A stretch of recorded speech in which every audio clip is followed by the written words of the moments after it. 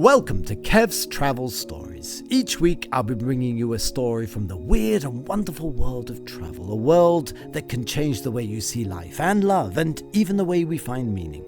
Places that are iconic and sometimes surprising and even terrifying. So sit back and enjoy while we go on a magical mystery tour together.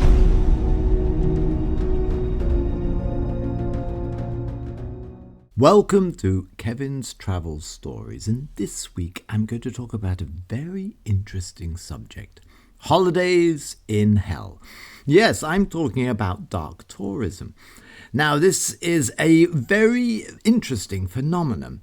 The term dark tourism was coined by a couple of academics, actually, Lennon and Foley from a university in Glasgow, who were doing research in 1996, and they came up with looking at the way that some people now are going on holidays that do not involve sun, sea or sand exclusively. They also involve people visiting sites that resonate with horror, have been attracted to dark tourism really from the earliest age. And I was thinking about, why is this? Why would I be attracted to going to places like where the Battle of Waterloo was held, where Auschwitz offers viewers a very dark window onto the past, where Pol Pot and the Khmer Rouge murdered over 2.4 million of their fellow citizens, and you can see their remains on display in Phnom Penh and the killing fields of Cambodia.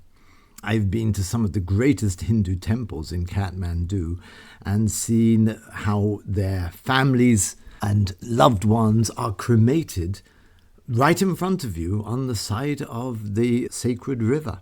So why is there this interest? Well, I think it goes back to my father.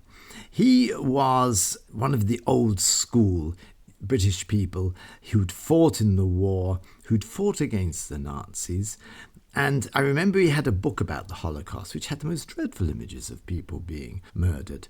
And from a young age, I was exposed to looking at this book. I thought it was quite normal, which is strange, I'd have to say. I think that it inculcated me with this sense of what is wrong with human beings if they can do such dark acts of savagery and fatal savagery on each other. So I have, in my time as a travel journalist, visited some of the sites that really give you pause for thought. And let me just give you a taste of my own experience of holidays in hell or dark tourism, whatever you'd like to call them. My first was the ossuary in Verdun. The ossuary is a Latin word for bones. And the ossuary in Verdun is where one of the most bloodiest, fatal battles of World War I took place.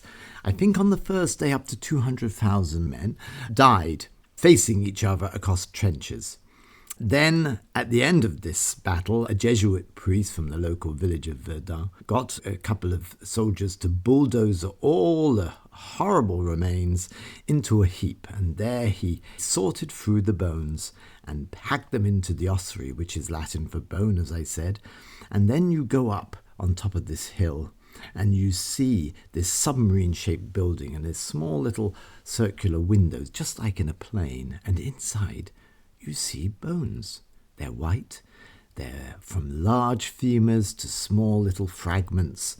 And the extraordinary thing about this, dear listener, is you can't tell whether they're American or German or Irish or French. They're just human remains, and that is a very sobering experience, showing the utter futility of that particular battle. Going on then, we went to the Waterloo battlefield where tens of thousands died in this war that decided the fate of Europe and the demise of Napoleon. That was quite sobering.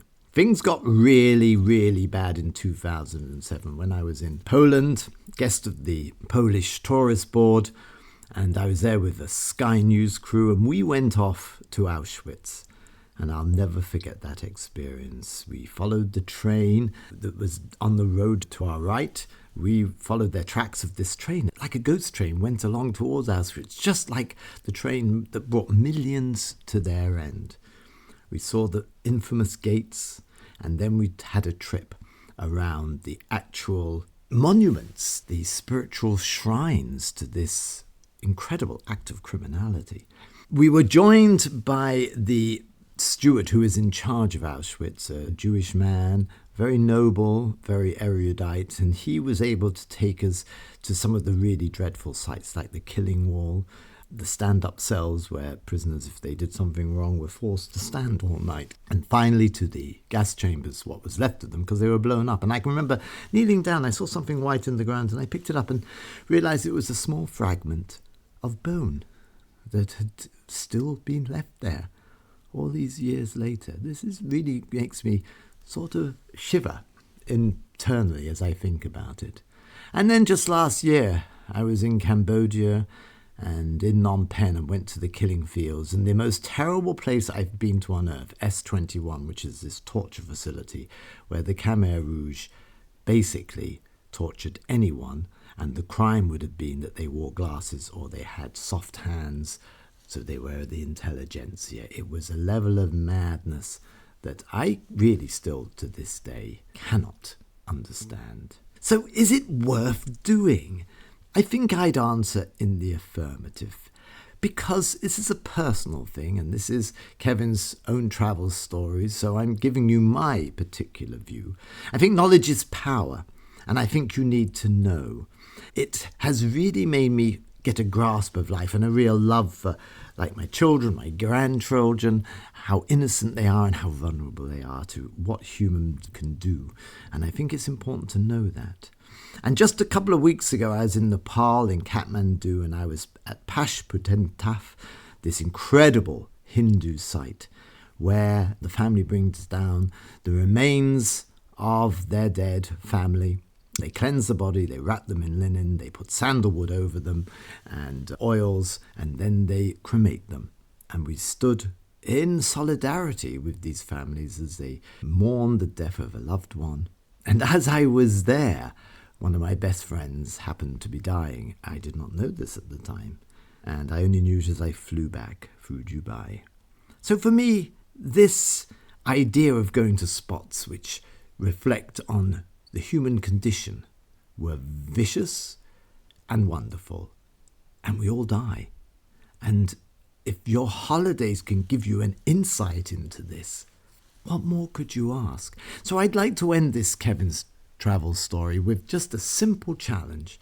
Next time you're away, find one spot. It can be something like a battlefield. The battlefield of Waterloo is just one such example. A wonderful place to go and look and reflect on history. You only have to do it for an afternoon and just see what it's like to get a view and to stimulate the wonder and the human condition of which you're part. So take up that challenge. Try and find somewhere that historically is rich and reflects on our condition, and I think you will benefit.